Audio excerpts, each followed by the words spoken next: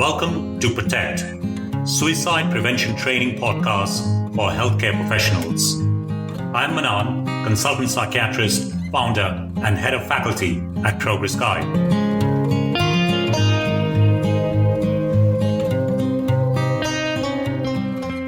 Good day, this is Mahi, your host. We are on to episode 18. We hope you enjoyed the guest episode with Dr. Miguel Deseixas.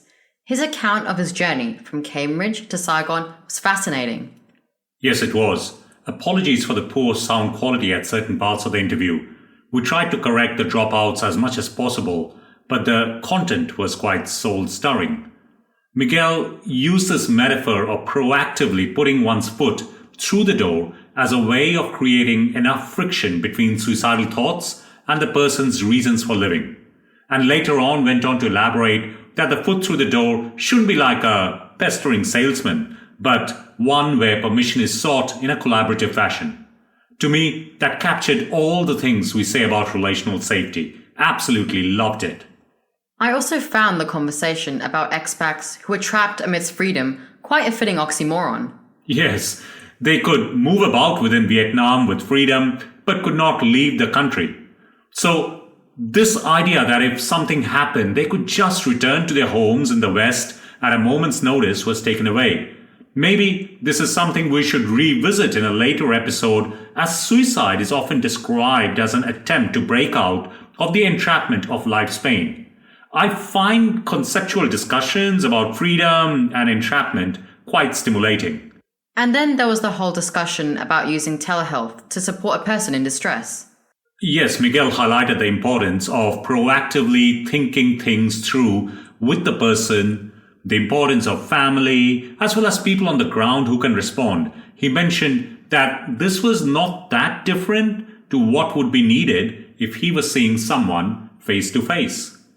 We also had a very content-heavy guest episode with Shazi Tharbi a couple of episodes back, in which Shazi highlighted the challenges of supporting autistic people in suicidal distress and how those challenges can be overcome.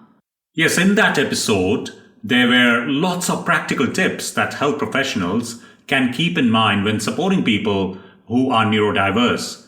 Shazi highlighted that right from first contact, there are things that could be done better, things that could be done differently. For example, being aware of the level of lighting in the consultant room, or the language one uses in everyday practice. Asking an autistic person, "How are you feeling?" may draw a blank, but if we use the Gottman feeling wheel, they can clearly articulate how they are feeling. Interesting thing about the language, you had your wrist slapped for saying people with autism. Indeed, Shazi was advocating a person-first approach, which she said translate into phrases like autistic people. In mental health, we have traveled in the other direction, where we will be frowned on if I use the term schizophrenic. We will say a person with schizophrenia, as there is much more to a person's life than the mental illness that they're suffering from. So I've been trying to use the term like an autistic person or autistic people since that podcast recording. I must confess that I find it a bit strange. But if that's what people with autism, or as we say, autistic people, want us to refer to them in the sense of person first, then perhaps that is what we should be using. Shazi also talked about the direct exchange from autistic people and how the same principles of collaboration apply to them. Yes, she highlighted how the straight talking should not be seen as rudeness. That is how they are communicating their distress. And the distress is valid even in the absence of some of the other emotional cues that we often look for. All in all, it's a vital episode, and one that you need to listen to, as it is so easy to get things wrong because, as Shazi put it, you may be speaking English but the other person speaks Spanish, or vice versa. I certainly learned a lot during that interview, so have a listen to those two podcast episodes. You too, I believe, will learn a fair bit. Okay, so on to today's topic. We are on to the last letter of the AWARE acronym, E for experience. Yes, we are indeed. So, A is for anxiety. We discussed how anxiety can get in the way of us properly exploring and its impact on decision making. We discussed the two mental spaces, rational and rationalizing. Rational is information first, decision later. And rationalizing is decision first, followed by selection of information to support the decision or action. This theme plays out in all the aware factors. We then explored W for weighting and how much weighting assessors put on certain diagnostic groups, namely personality disorder and substance misuse, and how suicidality in these groups often count for less. Also, how an acute course of illness gets more priority than chronic, although those who are chronically unwell may have lost touch with hope. And finally, how suicidality caused by modifiable social factors are often considered by healthcare staff as outside their core remit of work. And these patients end up receiving less support than those with a clear-cut biological mental illness. After W was another A for agenda. And we talked about how an assessment could get skewed by the agenda that the assessor perceives. This may be an agenda that the assessor perceives in the referrer or in the patient or the family. And that has quite an impact on the way the assessment progresses, the information that is collected, and how we make decisions. The next letter R is for resources, whether that be beds or workload in a team, and its impact on decision making. We again talked about the two mental spaces, rational and rationalizing, and how tempting it is to justify a resource-led decision as one that has been taken in the patient's best interest. Staying in the rational space does not suddenly give us more beds, but we are more aware of the risks involved as we have not rationalized them away. Thus, we might engage in far more stringent safety planning than if we just justified the decision which was resource-led as one which was in the patient's best interest. That was a quick run through the first four aware factors, and now to the final one, experience. Does your experience help or hinder? The AWARE study showed that the experience of managing a patient previously had a considerable impact on clinical decisions that were made post-assessment. Most clinicians found their prior knowledge helpful in deciding what the best course of action ought to be. However, it was also apparent that sometimes this past knowledge was used to justify jumping to conclusions, and assessments were not as thorough as they ought to be.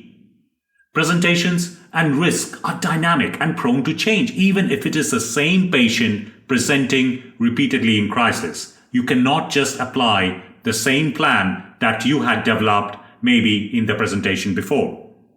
Other than that though, surely being experienced is a good thing. When a layperson selects a doctor, they are often looking for those who are experienced. And rightly so. Experience by and large is a good thing. The more a professional has seen in terms of breadth of presentations and depth of complexity, the more capable they are in navigating challenging scenarios and circumstances. So, what is the issue? The issue arises when experience gets in the way of exploring the unique circumstances of each person's each presentation. And this is what you mean by saying assessors jumping to conclusions? Yes, and that too very early on in the assessment process. It is normal to spot similarities and patterns. That's how we comprehend the world around us. You mean the way in which a professional generalises past experience to a current presentation? Yes, and there are 4 different ways in the AWARE study that we found that this happened.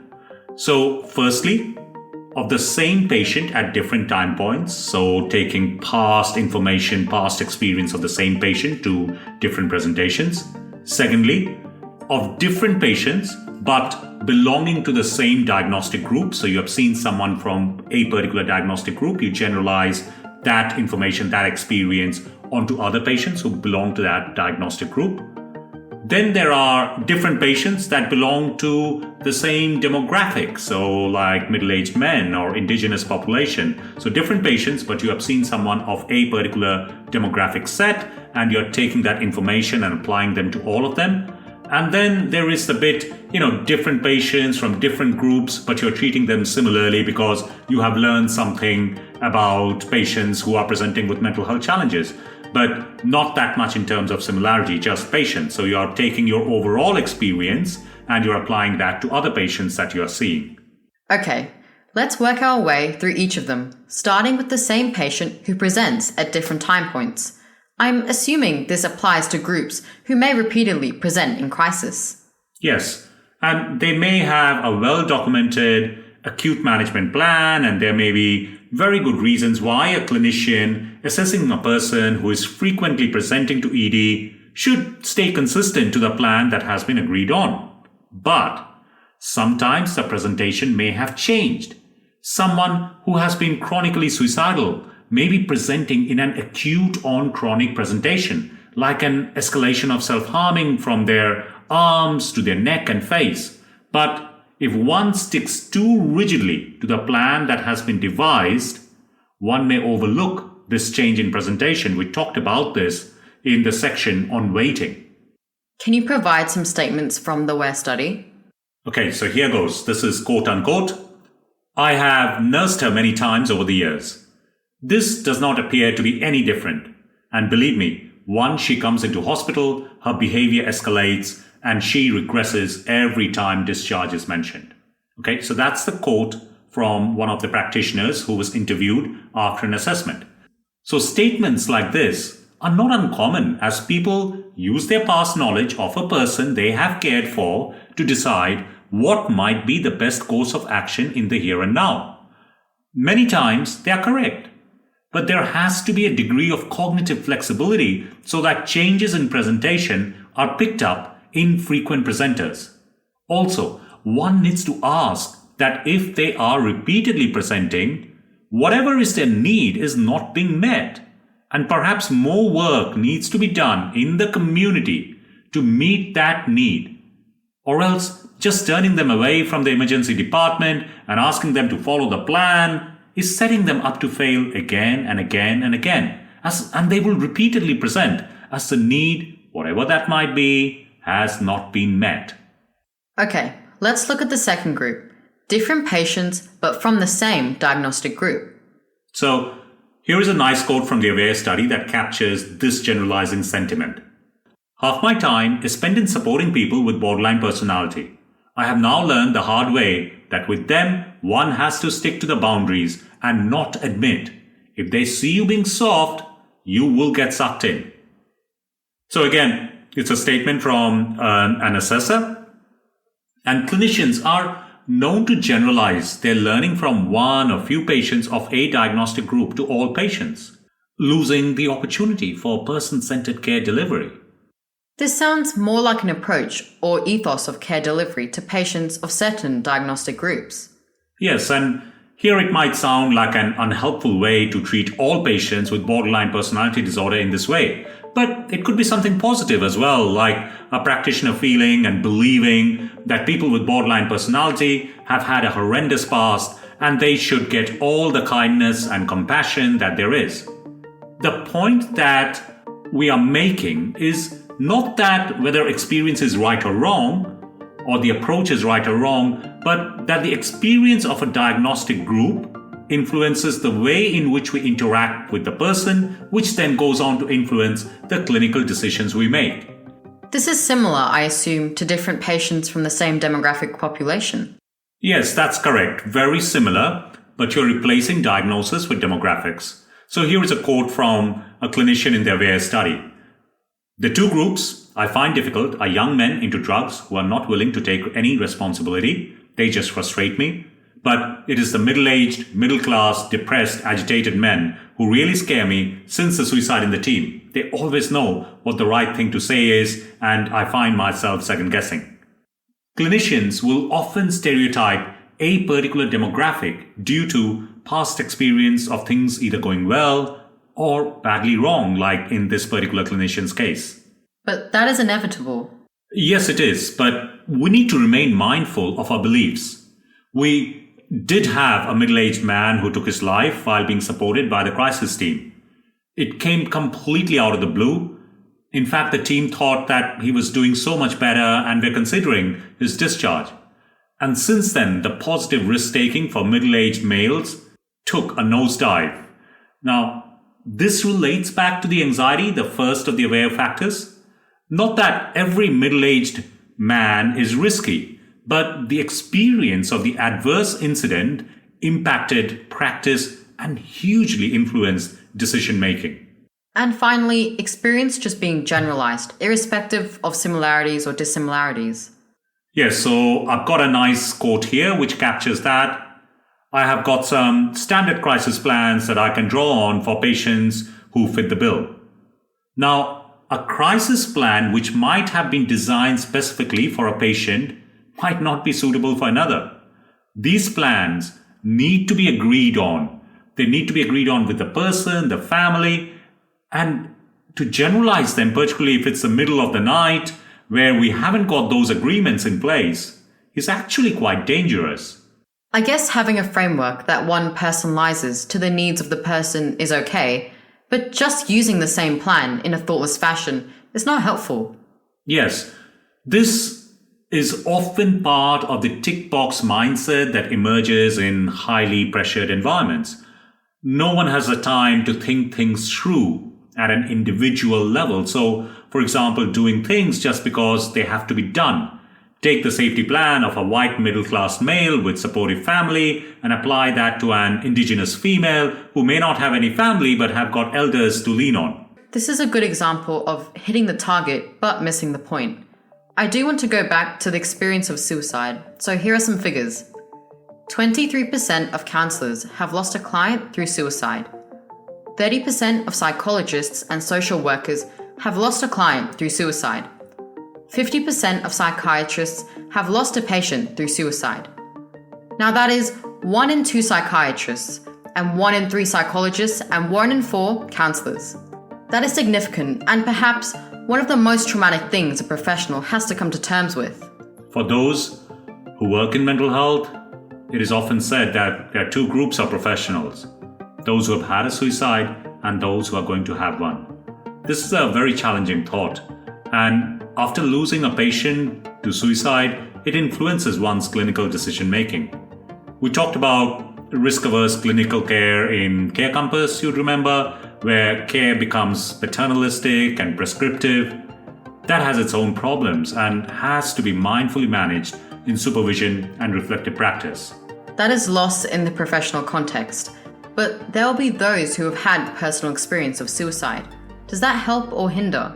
Speaking from personal experience, that is quite challenging. Now, you have to understand that it is inevitable that decision-making or management styles in clinicians who have lost someone through suicide or themselves have had their battles with suicidal urges and acts will be influenced by their personal experience. Yes, there is that too. There are some who would have had their own struggles with suicidal thoughts and feelings. It does influence decision-making. To expect otherwise is unrealistic. However, one has to develop an awareness of how the experience impacts their professional work. It can be positive or negative, and it needs to be addressed in a supportive, reflective space, either with a mentor or supervisor.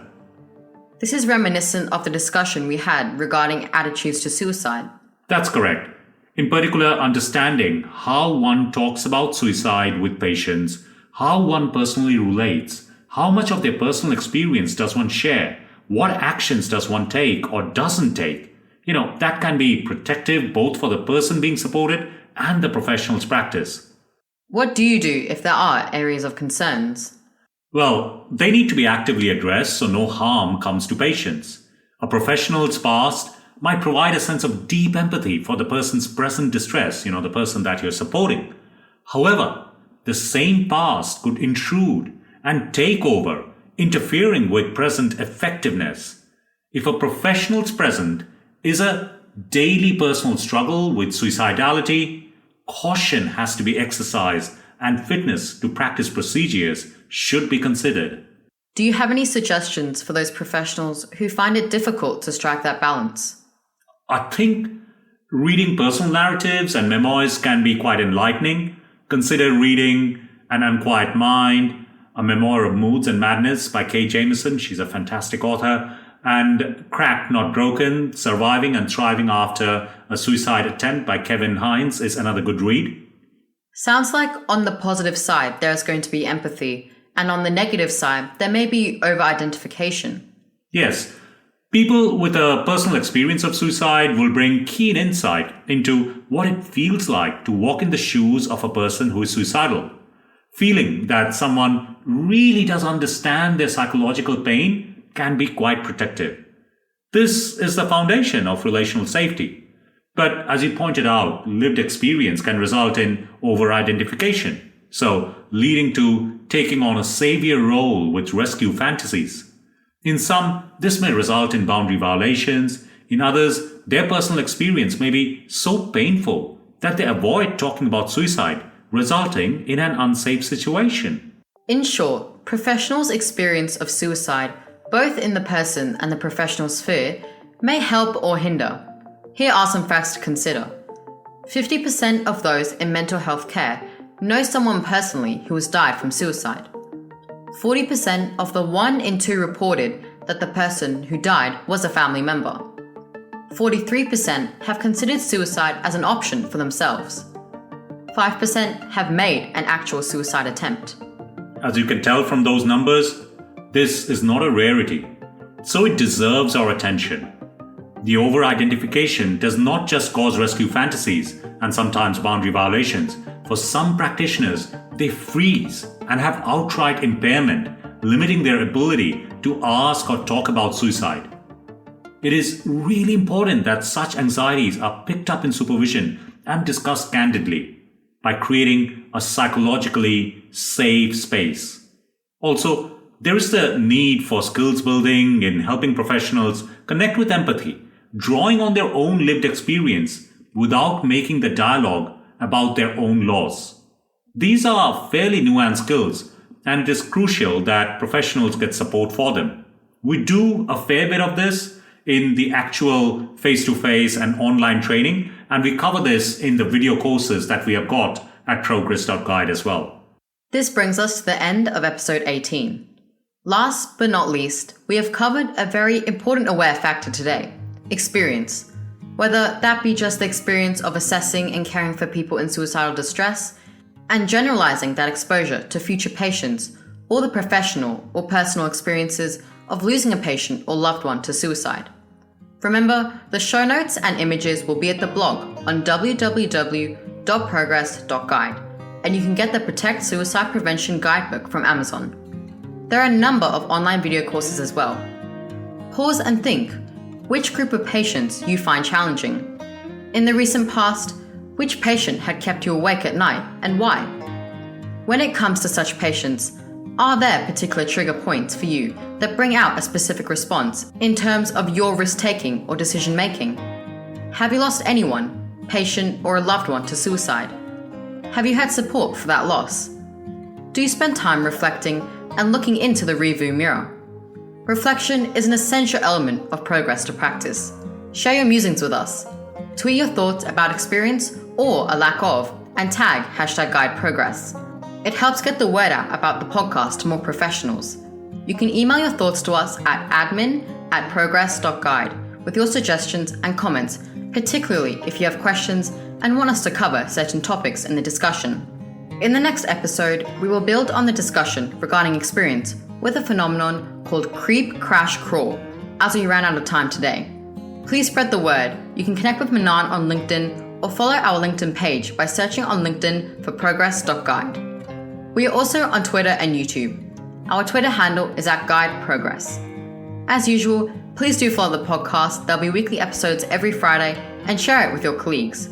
Your ratings will help get the word out, so please don't forget to rate us on Spotify, Apple Podcasts, or Audible, or whichever channel you are listening on. Helping healthcare professionals become aware of their decision-making processes is an essential step in creating a workforce that is self-aware. Remember, together we can make a difference. Tune in next Friday and we will discuss how risk-taking in a professional who is regularly exposed to suicidality evolves over time and how it impacts their practice. Thank you for joining us today and keep spreading the word.